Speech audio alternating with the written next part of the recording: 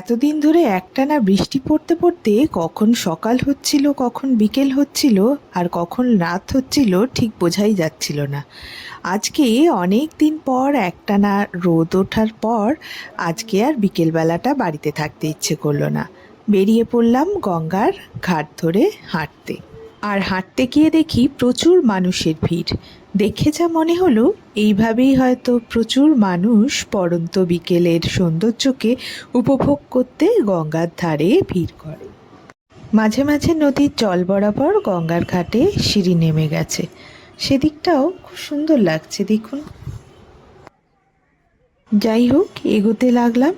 আর এগোতে গিয়ে দেখি সামনেই একটা জেটি রয়েছে। এদিকে আকাশটা দেখুন, কত রঙের খেলা। শরৎ যে আসছে তা বোঝা যাচ্ছে। এই বর্ণময় আকাশ, নদীর ওপারে শহর, দূরের দিগন্ত, সবটাই যেন খুব নিখুঁতভাবে কোনো শিল্পী তার তুলির টানে এঁকে রেখেছে।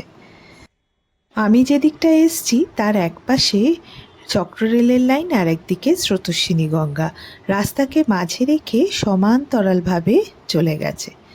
এদিকটাতে বড় বড় ট্রাক, লরি এগুলোরই দেখা মেলে, কারণ এখান দিয়ে মালবাহী যানবাহনের যাতায়াত।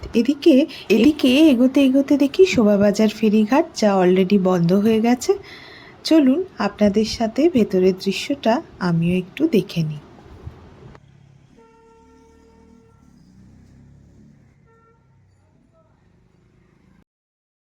ওখান থেকে এগোবার পর পাশেই দেখি একটা জেটি রয়েছে, যেখানে অনেক মানুষের ভিড়, সেটা দূর থেকেই বোঝা যাচ্ছে।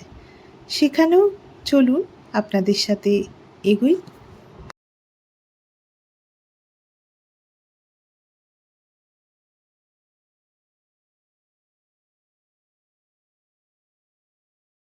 এদিকে এগোতে গিয়ে দেখি গঙ্গার ঘাট বরাবর এইভাবে আবর্জনা ফেলা।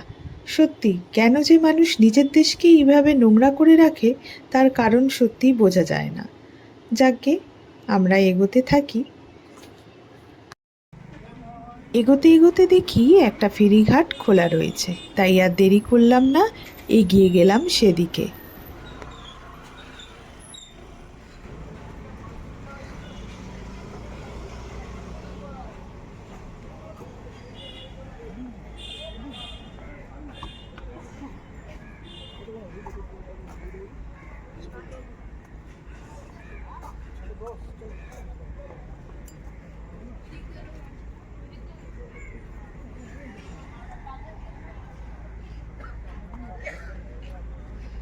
বিকেলের আলোয় চারিদিকের পরিবেশটা দেখুন কত সুন্দর গোলাপি রং নিয়েছে। এদিকে ফেরিঘাটে দেখি বহু মানুষ এপার ওপার করার জন্য লঞ্চের অপেক্ষায় দাঁড়িয়ে রয়েছেন।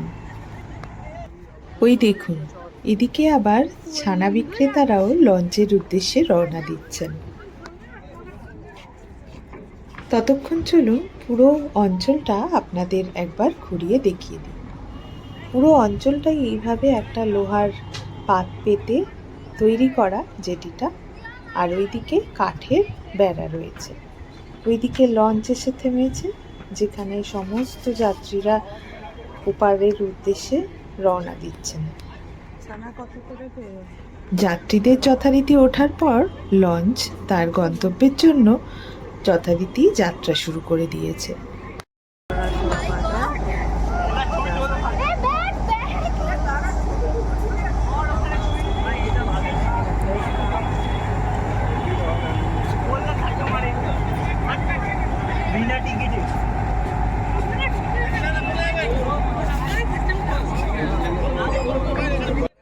লঞ্চ ছাড়ার পর এদিকের জেটিটায় দেখি কি বড় বড় শিকলি বাঁধা রয়েছে।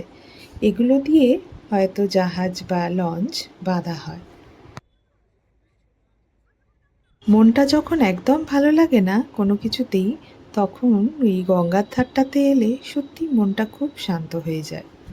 জেটি দেখার পর যখন ফেরিঘাট বরাবর এগোচ্ছি, তখন একটা গাছের দিকে আমার দৃষ্টি আটকে গেল। গাছটা দেখি একেবারে তার ভারে গঙ্গার উপর নুয়ে পড়েছে, হয়তো বহুদিনের গাছ। চলুন এবার ফেরা যাক বাড়িতে।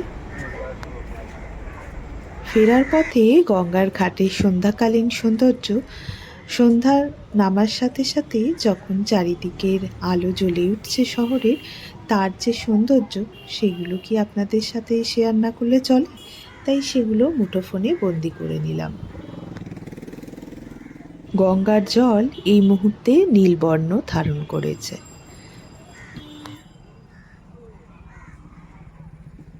এখন এসছি একটু কুমোরটুলিতে। কুমোরটুলিতে এসে দেখি প্রচুর মানুষের ভিড়। কালকে গণেশ পুজো, সেই জন্য গণেশের মূর্তি কেনার উদ্দেশ্যে। এখানে দেখুন প্রচুর বড় বড় গণেশের মূর্তি তৈরি করে রাখা, আবার ছোট ছোট মূর্তি রয়েছে।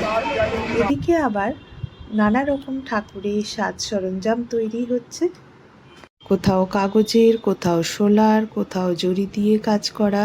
সত্যি দেখতে অপূর্ব লাগছে।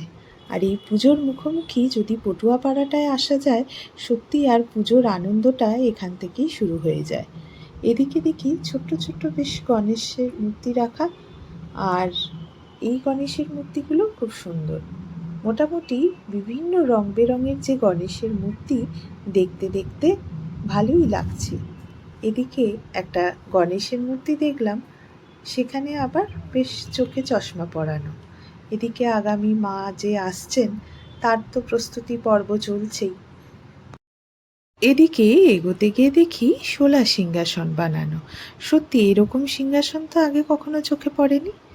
চারিদিকের ঠাকুর দেখতে দেখতে আর এক ধারে দেখলাম ঠাকুরের মূর্তি, একচালার মূর্তিগুলি শোকেশের করে বানিয়ে বিক্রি করা হচ্ছে।